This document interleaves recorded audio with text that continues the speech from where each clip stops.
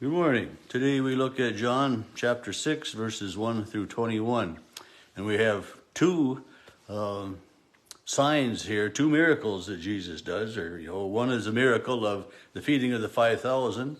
And I'm sure I've said this before, but this feeding of the 5,000 is the only miracle of Jesus that is in all four Gospels.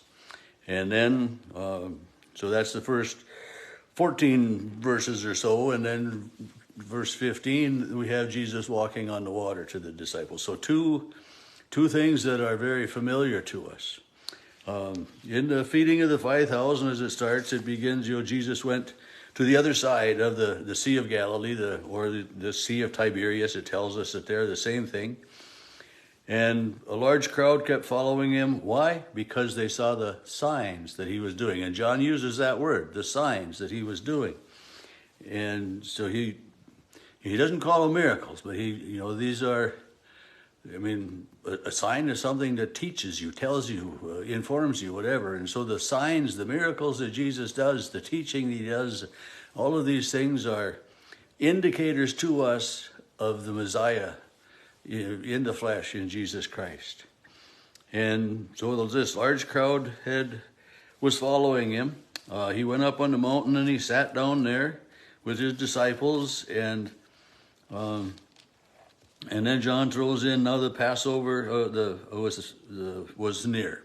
So kind of how we know that Jesus was doing his ministry for 3 years, because of the mentions of the Passover occurring during the time Jesus was doing his ministry. And verse 5, when Jesus looked up and saw a large crowd, he said to Philip, where are we going to buy bread for these people to eat? And so he's not just asking all of the disciples, but according to John, he looks specifically at Philip and asks Philip.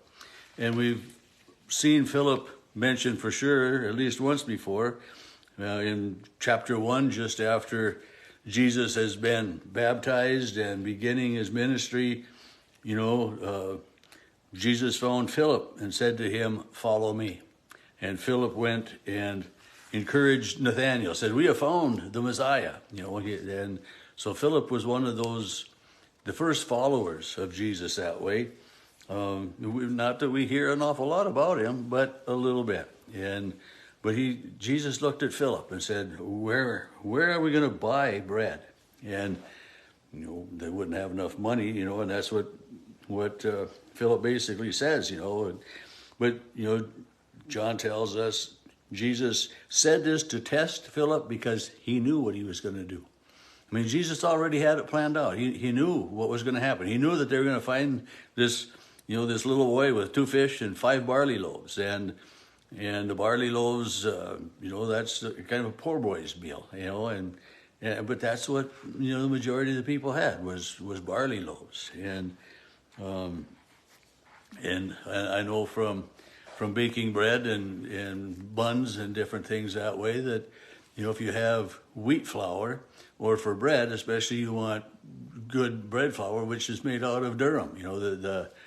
The type of flour you have makes a difference in how it raises and the how it stays together, and there's so much, and how big the air pockets are in it and everything. So barley loaves were, they were of lesser quality than a good wheat loaf would be. But he takes the 5 barley loaves and the 2 fish, and and Philip's question was, what are they among so many? Or I guess Simon Peter, Andrew is the one that said this, what's this little bit of food with all these people? And John says they sat down and there were about 5,000 in all. And some of them they'll say 5,000 men besides women and children, but John says 5,000 in all, which, the sheer number really doesn't mean an awful lot, whether it's, 500 or 5,000 or 20,000. The miracle that happens because of this small amount of food and these fish, they were more likely just some little fish, and some people said they, liken them to sardines or something, but, it's not very much food. And it's This boy brought it for his own lunch, but yet Jesus feeds, all of these people. He blesses it, breaks it, gives it to his disciples, and they distribute it. And when they're all done, Jesus says, go and gather up the fragments. And just that statement, go and gather up the fragments. I mean, who would ever expect that there could be leftovers from 2 little fish and 5 little loaves of bread among 5,000 people? But Jesus asks them to go gather the pieces up as a reminder that, to honor the gift of abundance. That this miracle that happened, this sign of Jesus, that he could feed this many people with that small amount of food, shows the abundance of God. And so often, me too, complain about, some things in the world. And I was thinking about this morning, it's not very warm out. I got a sweatshirt on and everything. But, the abundance that we have is just so plentiful. But so to gather up the leftovers is to be thankful for the abundance. And, so often when we prepare a meal, we have leftovers. And some leftovers are okay. Other leftovers, not so much. But yet, if we just throw it all away, we're wasting so much stuff.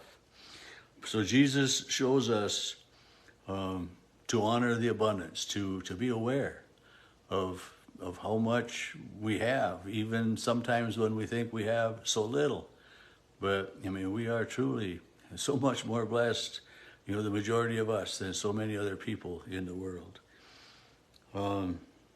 The people, verse 14, John says, when the people saw the sign he had done, they began to say, this is indeed the prophet who's come into the world. And Jesus perceives, understands, knows that they're starting to get ready to really get behind him and raise him up as a king, And so he, verse 15 says, when Jesus realized they were about to come and take him by force to make him king, what did he do? He withdrew. Somehow he, got away from all of these people, out of their midst, and they saw him, they knew him, and when they would see him, they knew who he was. But yet, all of these people, Jesus got away up, when it says he withdrew to the mountain by himself. And then the second thing that happens in this chapter right away, and we're not even, we're not going to finish the chapter today for sure either, but when evening came, his disciples went down to the sea, got in a boat, and started to go to the other side. And so Jesus must have instructed them to do this, or they certainly wouldn't have left Jesus up on the mountain. And it says that it was dark. The sea became rough because a strong wind had come up, and they had rowed 3 or 4 miles when they saw Jesus walking on the sea.